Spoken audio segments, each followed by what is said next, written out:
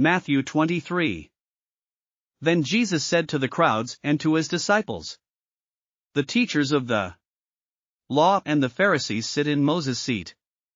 So you must be careful to do everything they tell you.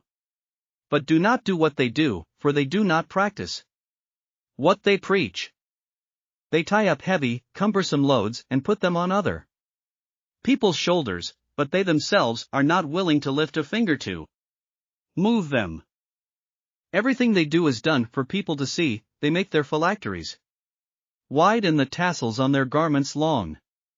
They love the place of honor at banquets and the most important seats in the synagogues. They love to be greeted with respect in the marketplaces and to be called rabbi by others. But you are not to be called rabbi, for you have one teacher, and you are all brothers. And do not call anyone on earth Father, for you have one Father, and he is in heaven. Nor are you to be called instructors, for you have one instructor, the Messiah. The greatest among you will be your servant. For those who exalt themselves will be humbled, and those who humble themselves will be exalted.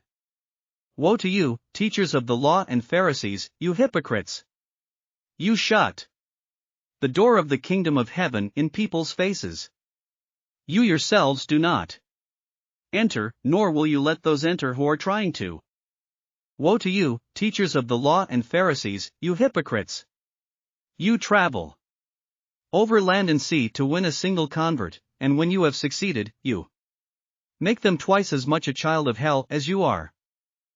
Woe to you, blind guides! You say, if anyone swears by the temple, it means nothing, but anyone who swears by the gold of the temple is bound by that oath. You blind fools! Which is greater, the gold, or the temple that makes the gold sacred?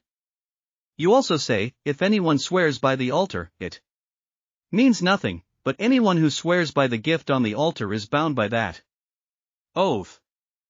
You blind men! Which is greater, the gift, or the altar that makes the gift sacred?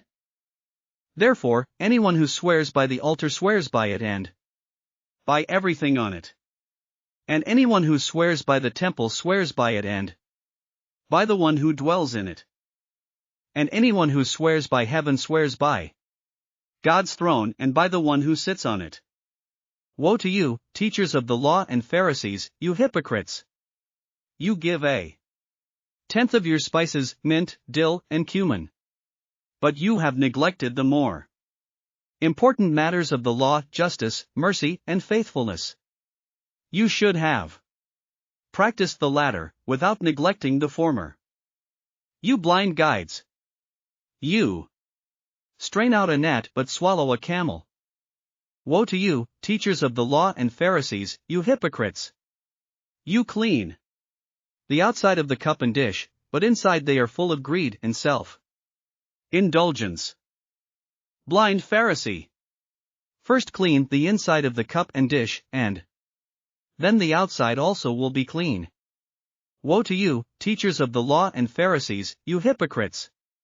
You are like whitewashed tombs, which look beautiful on the outside, but on the inside are full of the bones of the dead and everything unclean. In the same way, on the outside you appear to people as righteous, but on the inside you are full of hypocrisy and wickedness. Woe to you, teachers of the law and Pharisees, you hypocrites! You build tombs for the prophets and decorate the graves of the righteous. And you say, if we had lived in the days of our ancestors, we would not have taken part with them in shedding the blood of the prophets. So you testify against yourselves that you are the descendants of those who murdered the prophets. Go ahead, then, and complete what your ancestors started. You snakes! You brood of vipers! How will you escape being condemned to hell?